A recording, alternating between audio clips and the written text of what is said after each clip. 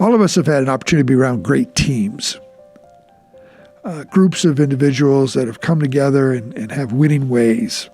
Well, I think there are some ingredients that make up great teams. Great teams have certainly a sense of purpose. They have ownership.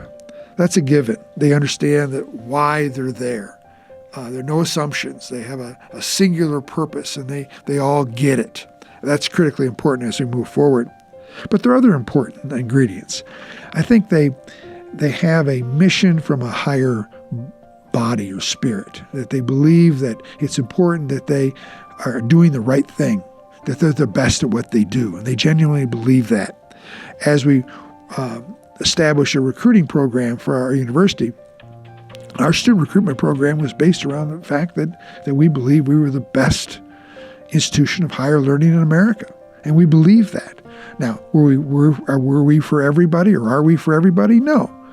But our team believed that we were doing good, that there's simply no better place than those that feel like they wanted they aspired to be the best they could be. They could do it here better than any other place in America. We believe that. That made us an effective team. Effective teams have a winning underdog mentality. Warren Bennis, in his Organizational Genius book, talks about the whole orientation of winning groups have an underdog mentality. That's almost them against us. And we think about some of the incredible football teams that Coach Snyder has assembled over the years, and oftentimes they had a winning underdog mentality. That's important, that we even establish the fact that maybe we have an enemy. I think effective teams have enemies. Coke made Pepsi better. Walmart versus Nordstrom's. Yes, K-State versus virtually any other institution in America, but certainly those down the river made us better. It doesn't necessarily have to be an organization or a group. It could be a thing. It could be a statistic. But we want to make sure that we have benchmarks or things we want to accomplish as a group.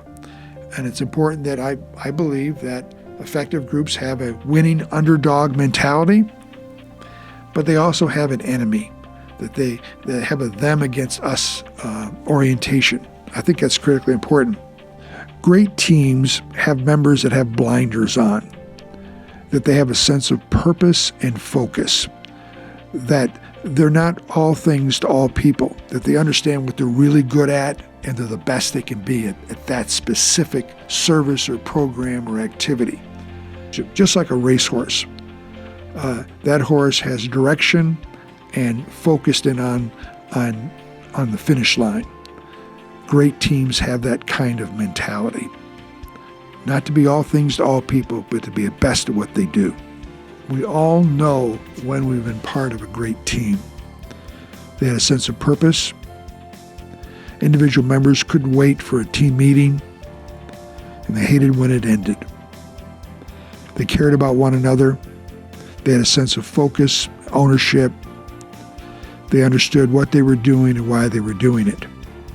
It's important that as we think about teams that are lacking those ingredients, that we look at this inventory to ensure that we're dotting the I's and crossing the T's as we think about what are the ingredients of a great team. And we aspire to have every group and every organization we have to be authentic, intentional, and great.